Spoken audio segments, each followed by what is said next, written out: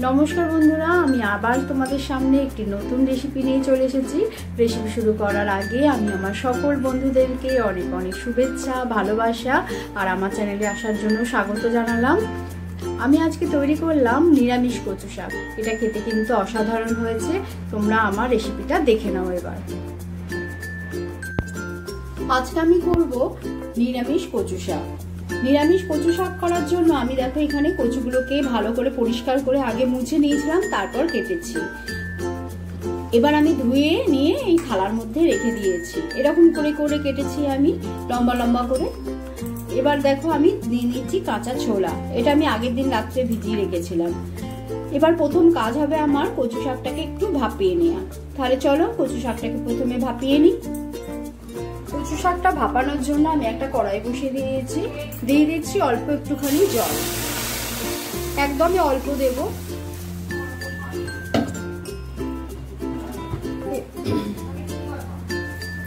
দেখো জলটা গরম হয়ে গেছে। এবার আমি দিয়ে দিচ্ছি অল্প একটুখানি নুন। এবারে আমি সমস্ত কচু শাকগুলোকে দিয়ে দেব।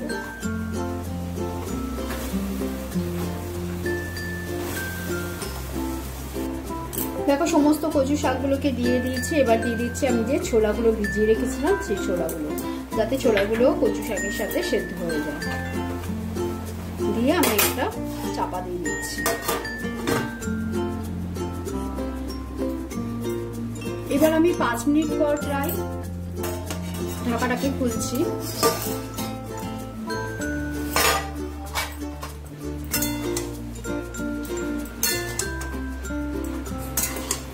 কচুগুলো প্রায় সেদ্ধ হয়ে এসেছে।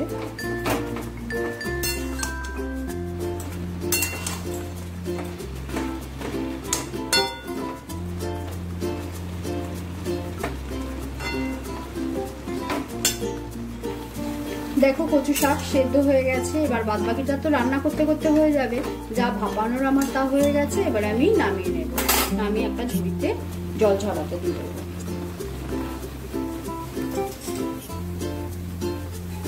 দেখো একটা ঝুড়ি নিয়ে নিয়েছি। আমি এবার কচু শাকটাকে এর মধ্যে ঢেলে দিয়ে ভালো করে জল ঝরিয়ে নেব।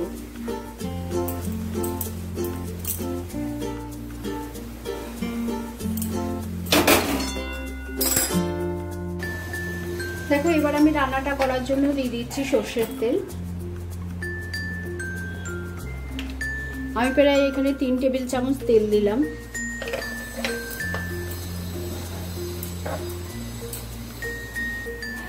এবার দিয়ে দেবো দুটো তেজপাতা ছিঁড়ে নিয়েছি, দুটো শুকনো লঙ্কা দিয়ে দিচ্ছি, আর দিয়ে দিলাম 5 ফোড়ন। ফোড়নটা একটু ভাজা হবে। এই সময় আমি দিয়ে দিলাম দুটো কাঁচা লঙ্কা চিড়ে নিয়েছি। দুটো কাঁচা লঙ্কাকে পুরো ফালি করে নিয়েছি।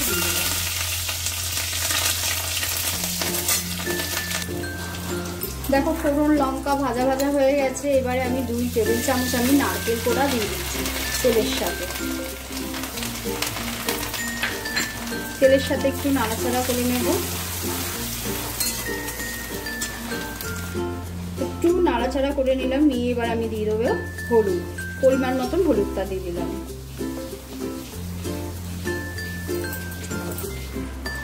দিয়ে মিশিয়ে নেবো হলুদটাকে। এই তেলের মধ্যে দিলাম তো কালারটা খুব সুন্দর আসবে। এবারে আমি কচু শাকটাকে দিয়ে দেবো।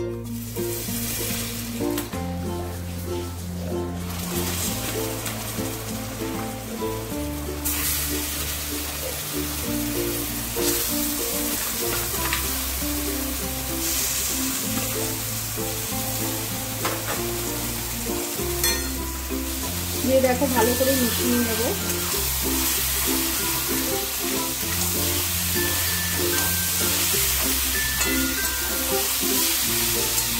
ভালো করে আমি মিশিয়ে নিলাম। নিয়ে আমি গ্যাসের ফ্লেমটাকে মিডিয়ামে দেব।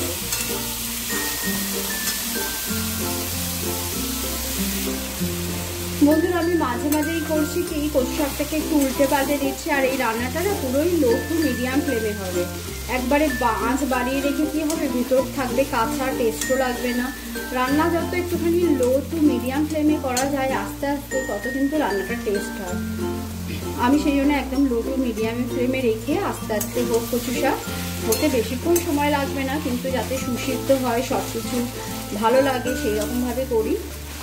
তাহলে বন্ধুরা চলো এইভাবে করতে থাকি।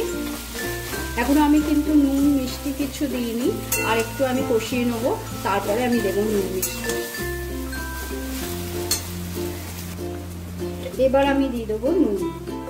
নুনটা তোমরা যে যার পরিমাণ মতন দেবে। কচু শাক একটু বেশ মিষ্টি মিষ্টি, মানে সমস্ত কিছু ঠিকঠাক, নুন ঝাল মিষ্টি, তবেই কিন্তু কচু শাক খেতে টেস্ট লাগে। এবং কচু শাক সবারই আমার মনে হয় প্রিয় একটি রান্না। এবার দিয়ে দিচ্ছি চিনি। চিনি আমি এখানে 1.5 টেবিল স্পুনের মতন দিলাম, কারণ আমাদের বাড়িতে কচু শাকটা না একটু মিষ্টি মিষ্টি পছন্দ করে সবাই। দিয়ে আবার একটু ভালো করে সব মিশিয়ে নেবো, নিয়ে আবারও বেশ কিছুক্ষণ রান্নাটা করব।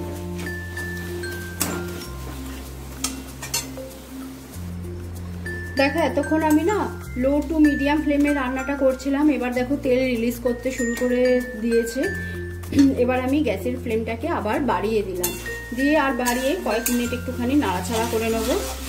কচু শাকটা কখন হয়েছে বুঝবে, যখন দেখবে একদম কচু শাকটা থেকে তেল বেরিয়ে আসছে, তখন বুঝবে যে তোমার কচু শাকটা রেডি হয়ে এসছে। এবার হাই ফ্লেমে আমি আর 2 মিনিটের মতন একটু নাড়াচাড়া করে নেব। দেখো 2 মিনিটের মতন আমি একটু নাড়াচাড়া করে নিলাম, নিয়ে এবারে আমি ওপর থেকে একটুখানি নারকেল কুড়ানো দিয়ে দিচ্ছি, দিয়ে আবারও ভালো করে মিশিয়ে নেব। তাহলে হয়ে গেল আমার আজকের রেসিপি কচু শাক। এবার আমি সার্ভিং করে দেখাচ্ছি তোমাদেরকে কেমন লাস্টের লুকটা লাগছে। দেখো বন্ধুরা, আমি সার্ভ করার জন্য রেডি করে নিয়েছি আজকের রেসিপি কচু শাক। কচু শাকটা কিন্তু খেতে কিন্তু খুবই ভালো হয়েছে, আমি একটু টেস্ট করে দেখেছি তাই তোমাদেরকে বলছি।